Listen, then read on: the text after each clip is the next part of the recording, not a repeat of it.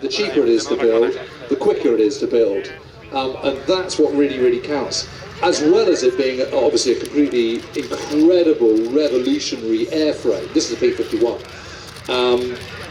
Once it's married with the Merlin engine, built under license by Packard in the US, then that is also a massive game changer, and suddenly it becomes one of the outstanding aircraft ever produced, and arguably one of the most decisive aircraft ever produced, because it is the one that has long range. It can go all the way to Warsaw and back if you really need it to, with additional fuel tanks and what have you. And that means you can escort the heavy bombers like the B-17 heading down to start its taxi. It means it can escort those B-17s and B-24 Liberators all the way deep into the Reich. And that's key, because that's where the aircraft factories are. These amazing fighter planes take off and do their stuff.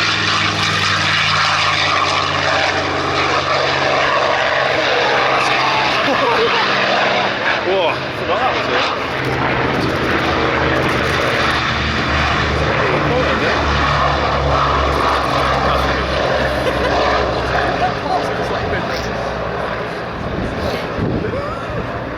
He's got the other one. I'm very happy I've got a new camera. It's obviously.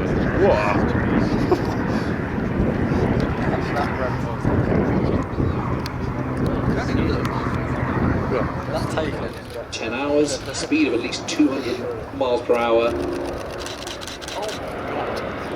It's just like top side.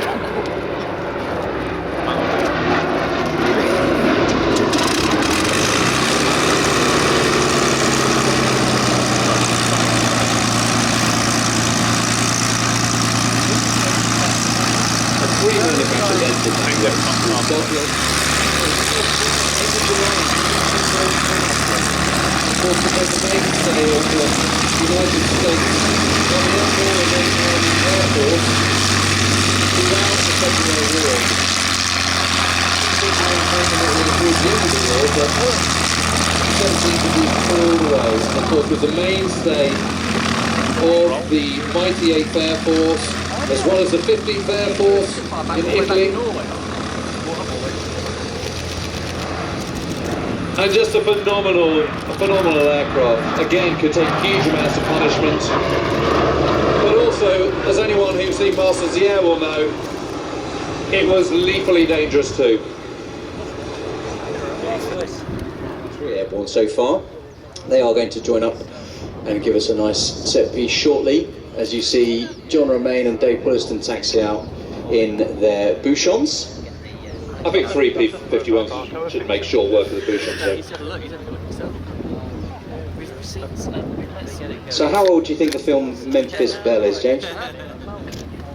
Well, I actually remember going to that, seeing that in a cinema in Poole when it first came out. So I reckon it was 1989. It was 1990, which makes me feel incredibly old.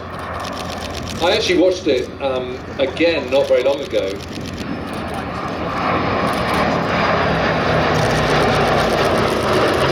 And I have to say, I thought it really held up. I think it's a terrific film.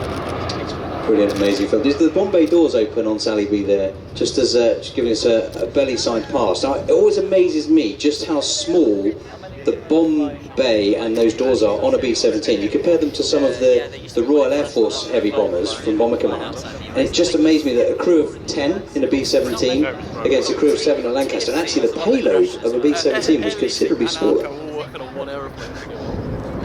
Yeah, it's actually not that big for a 4-engine plane, and you're right that it can do about 2.5 tons, something like that, whereas a Lancaster at a push could do 10.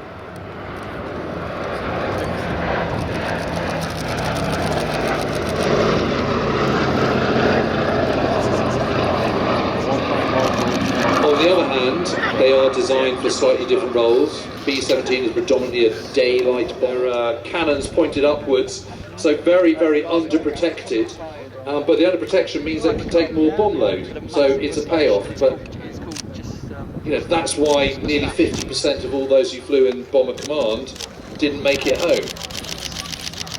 It's always a payoff. I remember talking to a crew member, I think he was the either the Navigator or the Bombardier, I can't remember. On a B-17 it was initially earmarked for the 8th Airmen and nearly sliced off the entire tail section. But it kept on with just a thread of metal.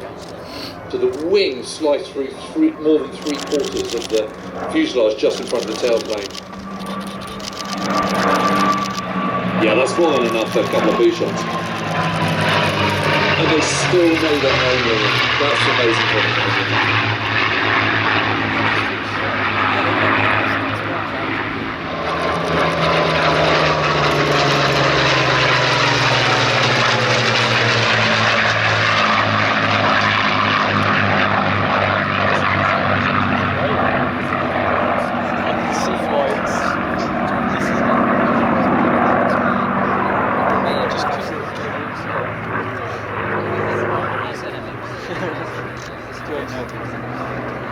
Here you go. Is that 350 watts coming in on the wheel? That is, they're all diving.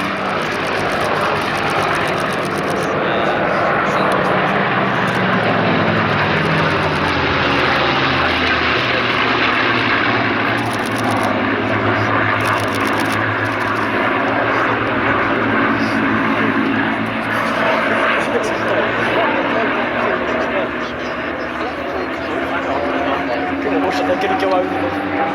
Oh, one second.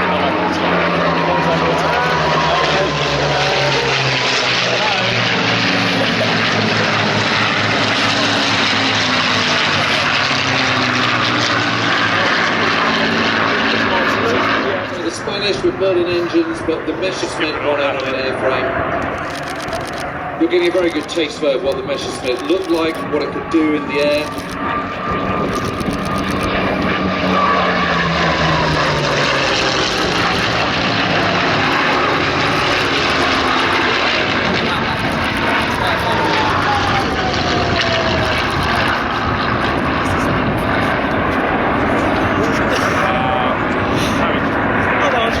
This has not been practiced at all, has it? No.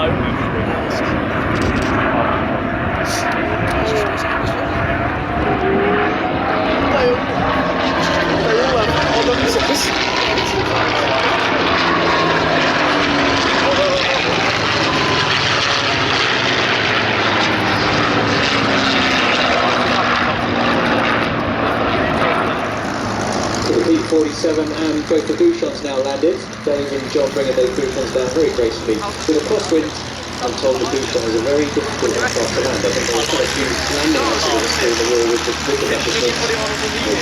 With the crosswind method. It was trickier, but they've done very well with the crosswind there to land those. Very well and taxiing into park as we watch our three-shipper P-51 putting on a thousand performance in their aerobatic routine.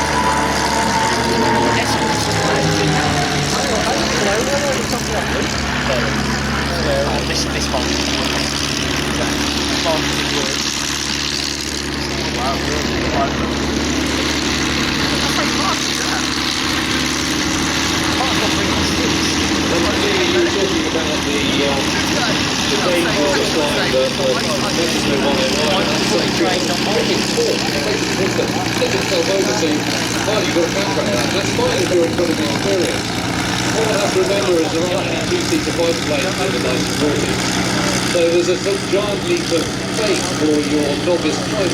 You've got to get in and hope that he will be listening and done his proper cockpit work. He coped with the surprises that might be coming his way. And of course the problem was that as the war progressed, so the Germans ran out of fuel. And so the pilots First time was were actually put into the checking out sky the with fewer and fewer just hours in their logbooks. So back in 1940, a Messerschmitt 109 pilot arriving at a squadron for the first time would perhaps have maybe 150, 170 hours in his logbook, with perhaps 30 or so on type. By beginning of 1944 or end of 1943, that's more like 100 hours or even less, 90. And of course it's complete lambs to the slaughter.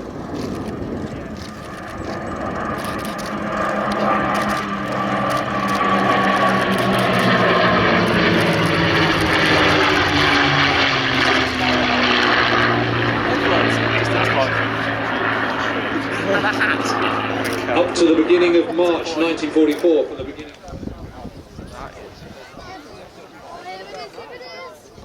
It's very high noise. Bit of smokiness. low.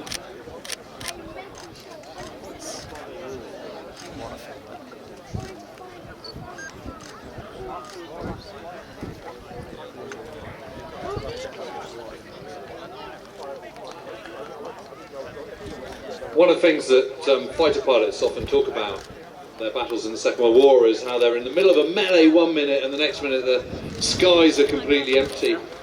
And I've been fortunate enough. Okay. Oh, okay. Well, we weren't expecting that, but why not?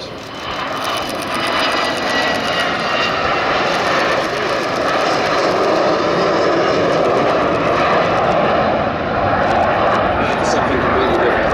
Well, they say it's all about communication, James, and we clearly don't have any communication with the control tower because this aircraft was actually due in. In fact, that's a little bit early. Yeah, that's how bad. We've actually been talking about those guys, but they're holding over this, so that's a slip up on our part. Well, like Lingy, we're swift to respond in any situation that's flung our way. So I apologise for that, ladies and gentlemen. We do have the 727 from 2XL Aviation oil spill response, which has just given us a very low flight path. This is a converted 727 that was converted by 2XL Aviation to act in the oil spill response role. So what it does, you probably saw at the back, there was a red and white boom that actually disperses, or we can spray oil dispersant out from the back of it. It flies 150 knots, 150 feet over oil spills, and then can actually disperse oil. So these are on standby 24/7 to operate anywhere in the world, and they travel around to give the oil companies a bit of defence against any oil spills. At Sywell. And Lingy, do you know what its call sign is? Well, it's a 2XL aeroplane, so I'm guessing it's going to be something broadsword something. It is broadsword, and here's hoping that the controller is Danny Boy. Whilst at the same time the quality of US Navy fighter planes and the Corsair that you're seeing children moving down the runway of the Florida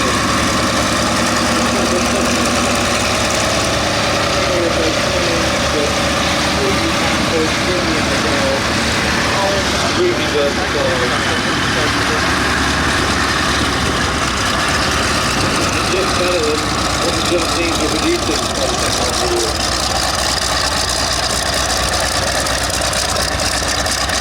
Rather like saying we're pilots for a better plane. You've seen the video he's put on Instagram? So in the end, we're going to be locked in over it. The moment is the fact that the second scene in June.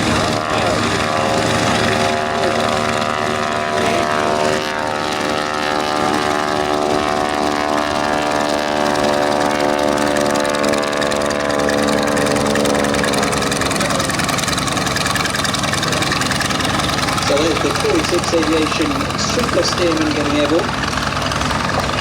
The normal steerman will have a 220 horsepower engine. This one actually has a 450 horsepower engine, so it's known as a super steerman. And we're going to see some quite fantastic movement from Danielle. If you're out in the Pacific and you're flying out over the ocean, I have to explain. and something goes wrong,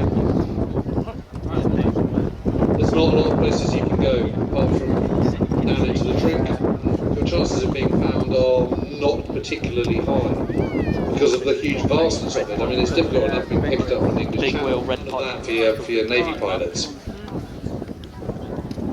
And again, we were talking about courage, and we talked about Daniela doing her wing walking. Well, it also takes a special kind of courage, I think, to be a naval aviator. 100% agree with that.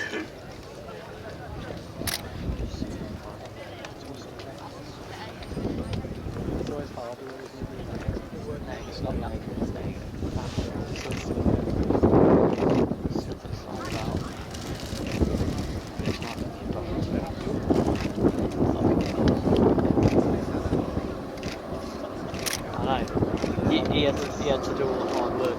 And if you want to read a very good account of what it was like being a naval aviator in the Pacific, I can't recommend enough Carrier Pilot by Norman Hansen. It's just amazing, and some of the airborne sequences and his depictions of what it was like flying Corsairs actually are just unrivaled.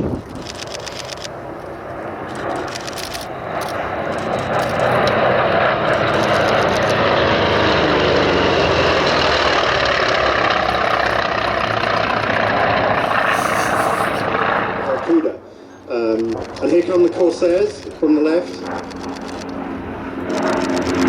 Originally, let's just listen to it.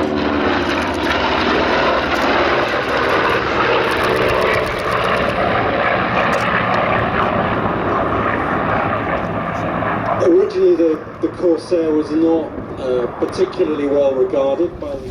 I've got to say, I'm a big fan of the Corsair. I just think it looks good, sounds good, and it's just amazing to see. And I really go with that rule of thumb that if it looks good, it probably is good. I mean, it doesn't always work out, but for the most part it does. 9 times out of 10.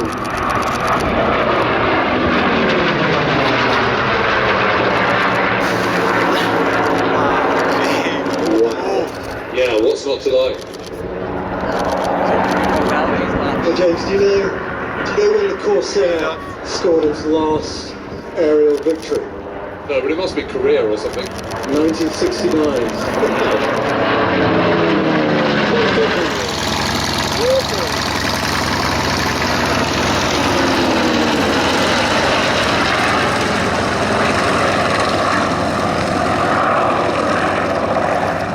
Of course, those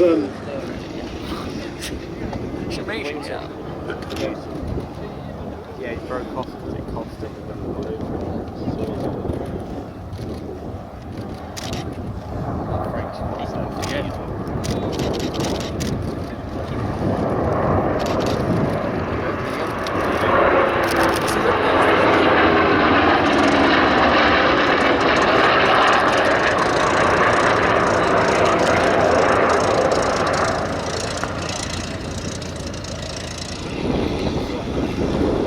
Elliptical wings, a bit like the P-47 and of course the Spitfire as well. And again, very, very quick for a piston engine. As we will be seeing in due course.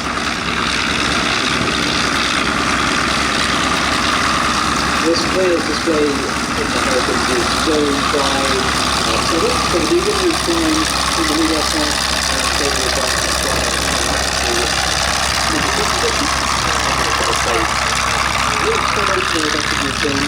Barton.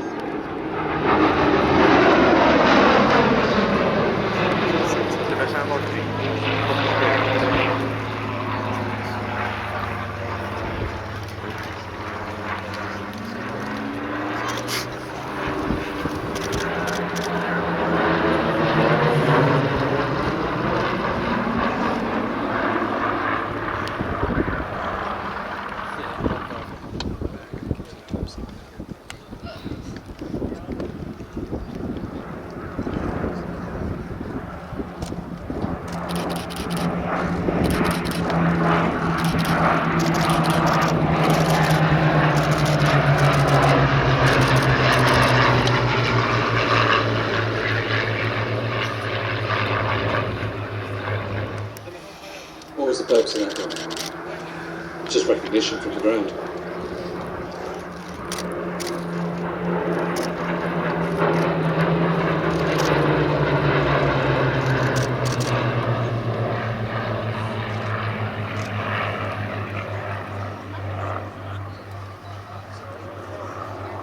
Have you got the stat in your head, the number of successful kills by Hurricanes during the Battle of Britain compared to Spitfires? An engine, Luftwaffe fighter plane in a fighter role. Obviously the 110 was used as a night fighter and as a bomber and a ground attack aircraft and many other roles, but as a fighter on fighter, you'd want to be in a Hurricane rather than a 110. And as I say, it could take a lot of punishment, not least because the fuselage is all made, you know, although it's got metal frame, it's covered in doped Irish linen. And if you get a bullet through it, you just whap another patch on. You know, it's super easy to repair.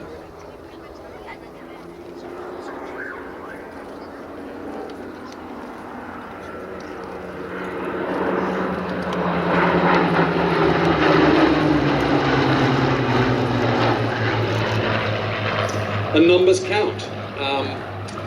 And what the RAF were able to do and the Ministry of Aircraft Production was able to change was the May and July 1940. Repaired engines by 145%.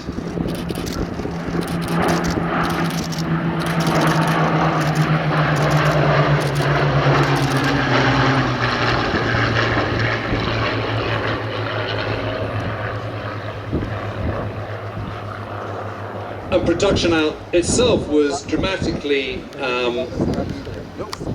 outproducing.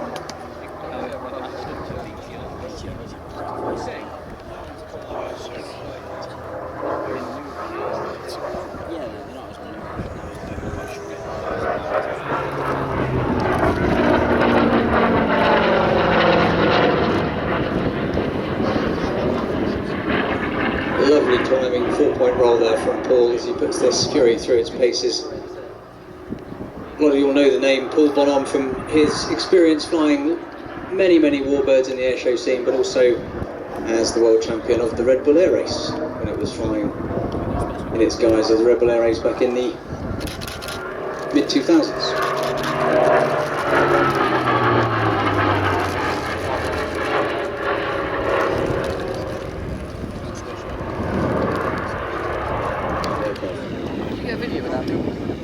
And there is just something incredibly enduring about the Spitfire, isn't it? Those wings, the shape of it, the curves, and what it represents, I suppose. Exactly, and every time I'm lucky enough to strap into one, I just have that exact emotion, thinking back to what it was like 80 plus years ago and to what those young men were going through, and you really can feel that emotion through the aircraft. In fact, the very first Spitfire flight I took was in 2015, and it was a chap called Martin Overall who's flying here today. He flew me from Biggin Hill to Newport.